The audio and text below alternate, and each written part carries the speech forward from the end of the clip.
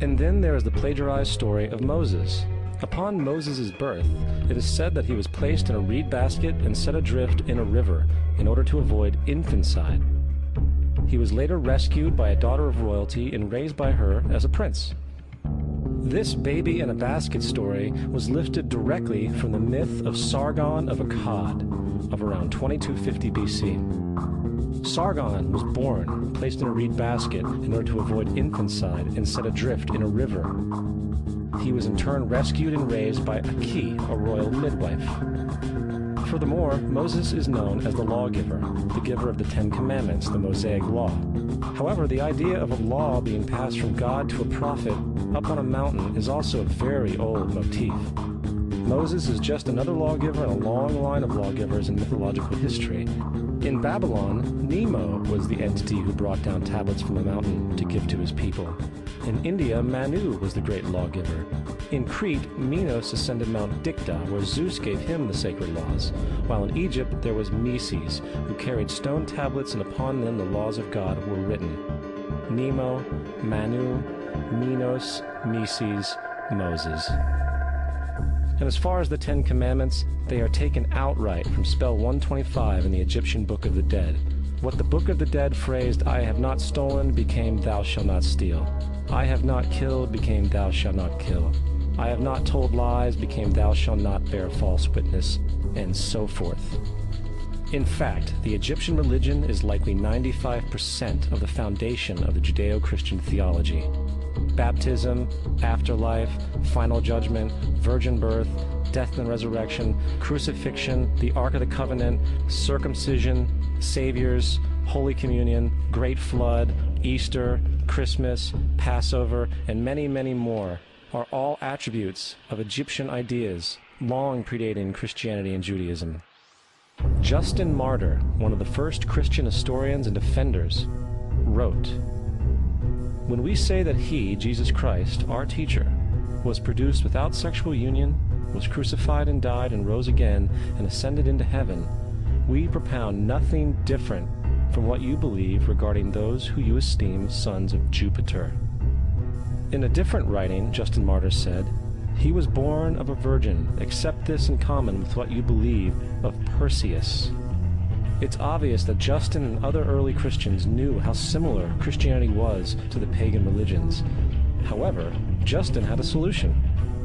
As far as he was concerned, the devil did it. The devil had the foresight to come before Christ and create his characteristics in the pagan world. Fundamentalist Christianity, fascinating. These people actually believe the world is 12,000 years old. I swear to God. I actually asked one of these guys, okay, dinosaur fossils. He says, dinosaur fossils? God put those here to test our faith.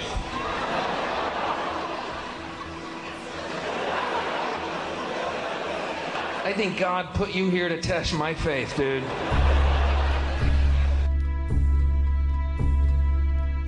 The Bible is nothing more than an astrotheological literary folk hybrid, just like nearly all religious myths before it.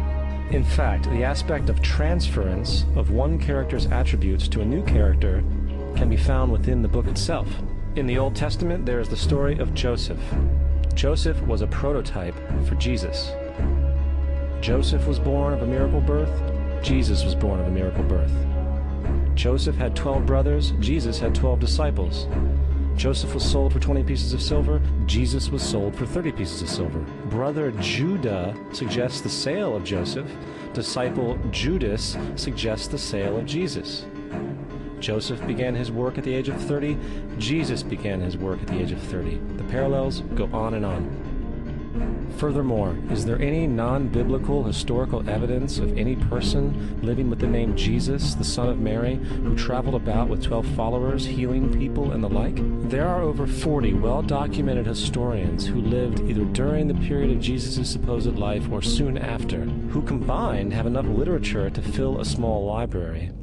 How many of these historians document the spiritual leader? Not one.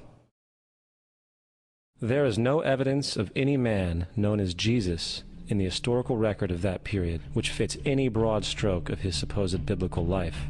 You would think that a guy who rose from the dead and ascended into heaven for all eyes to see and performed the wealth of miracles acclaimed to him would have made it into the historical record. It didn't, because Jesus, either as a person or a Messiah, did not exist.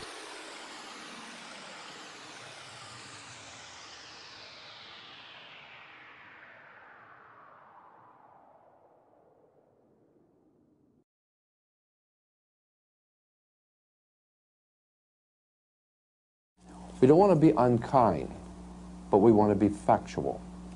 We don't want to cause hurt feelings, but we want to be academically correct in what we understand and know to be true. Christianity just is not based on truth. We find that Christianity was in fact nothing more than a Roman story developed politically. The reality is, Jesus was the solar deity of the Gnostic Christian sect, and like all other pagan gods, he was a mythical figure. It was the political establishment that sought to historize the Jesus figure for social control. By 325 AD in Rome, Emperor Constantine convened the Council of Nicaea. It was during this meeting that the New Testament was firmly defined, and thus began a long history of Christian bloodshed and spiritual fraud. And for the next 1600 years, the Vatican maintained a political stranglehold on all of Europe, leading to such joyous periods as the Dark Ages, along with enlightening events such as the Crusades and the Inquisition.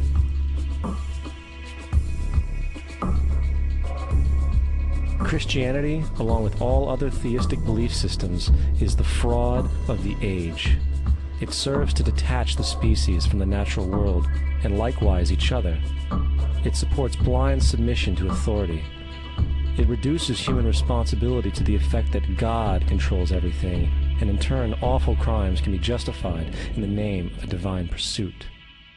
And most importantly, it empowers those who know the truth but use the myth to manipulate and control societies. The religious myth is the most powerful device ever created and serves as the psychological soil upon which other myths can flourish.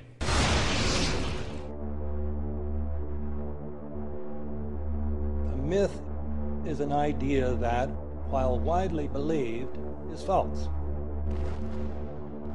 In a deeper sense, in the religious sense, a myth serves as an orienting and mobilizing story for a people. The focus is not on the story's relation to reality, but on its function. A story cannot function unless it is believed to be true in the community or the nation.